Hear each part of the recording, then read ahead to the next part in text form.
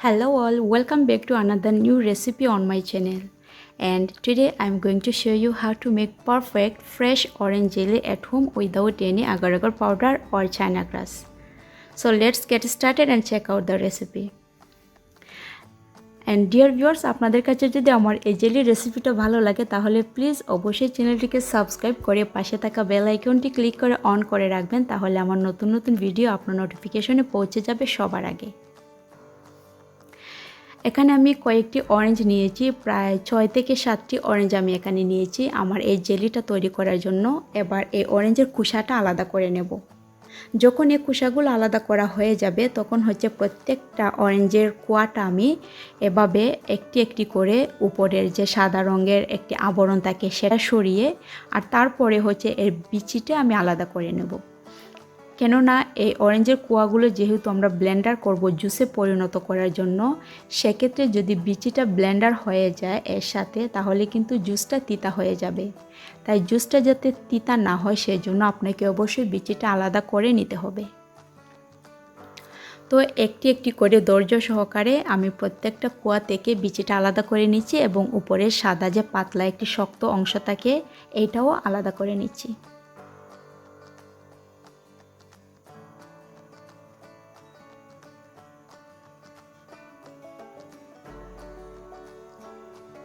সবগুলো খোসা আমার আলাদা করা হয়ে গিয়েছে। এবার এগুলো আমি ব্লেন্ডার করার জন্য একটি ব্লেন্ডারের জারে সবগুলো উঠিয়ে নেব।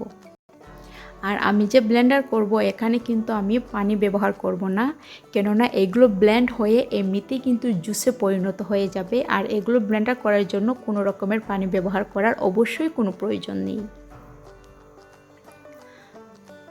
তো আমি এগুলো তুলে নিচ্ছি এবং ব্লেন্ডার করে ফিরছি আপনাদের মাঝে আবারও।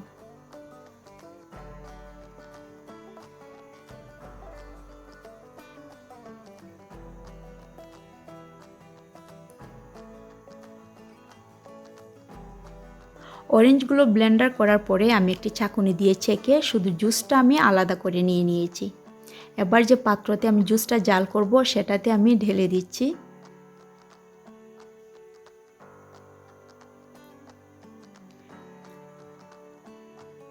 এখন আমি এতে দিয়ে দেব 2 টেবিল চামচ চিনি। এখানে একটি উল্লেখযোগ্য বিষয়, যাদের ডায়াবেটিস আছে, চিনি খেতে চান না, তারা এখানে চিনির পরিবর্তে মধু দিতে পারেন। তো সেক্ষেত্রে আপনার প্রয়োজন মতন আপনি যতটুকু খেতে পছন্দ করেন ঠিক ততটুকু পরিমাণে মধু দিয়ে দিবেন, অথবা যারা চিনি দিতে চান তারা তো অবশ্যই চিনি দিয়ে করবেন। তো আমি চিনির দানাটা যাতে গলে যায় তার জন্য একটু নাড়াচাড়া করে দিচ্ছি। এখন আমি এটাতে দিয়ে দেব 2 টেবিল চামচ কর্নফ্লাওয়ার। আর কর্নফ্লাওয়ারটা আমি পানি দিয়ে গুলে দিচ্ছি না, সরাসরি জুসে দিয়ে দিচ্ছি, কারণ যেহেতু জুসটাও ঠান্ডা পানি ঠান্ডা আছে। তো আপনি চাইলে সেক্ষেত্রে পানিটা দিয়ে কিন্তু গুলে সেই কর্নফ্লাওয়ার গুলানো পানিটাও ব্যবহার করতে পারেন। তো এবার একটি হ্যান্ড উইপস দিয়ে ভালোভাবে আমি কর্নফ্লাওয়ারটা নাড়াচাড়া করে মিশিয়ে নিচ্ছি এবং চুলাতে চলে যাচ্ছি। এখন চুলাটা জ্বালিয়ে দিয়েছি আমি। আর এই অবস্থায় আমি 7-8 মিনিট জাল করে এই জুসটা একটু ঘন করে নিয়েছি। আপনারা দেখতে পাচ্ছেন কতটুকু পরিমাণে ঘন হয়েছে। যেহেতু আমি এখানে কর্নফ্লাওয়ার ব্যবহার করেছিলাম তাই আমার জুসটা একটু ঘন হয়ে গিয়েছে। এখন আমি এটা ঢেলে নিচ্ছি একটি পাত্রতে। তার আগে আমি একটু ব্রাশ করে নিচ্ছি, আর ব্রাশ করার পরে তৈরি করে রাখা জুসটা আমি এটাতে ঢেলে দেব।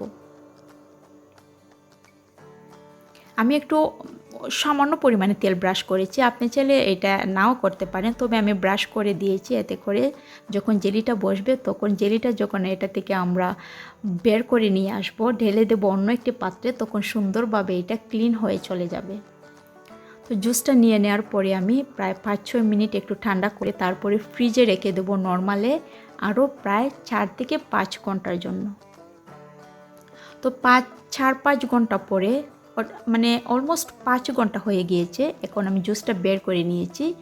আমার জেলিটা কিন্তু খুব ভালোভাবে সুন্দর করে সেট হয়ে বসে গিয়েছে।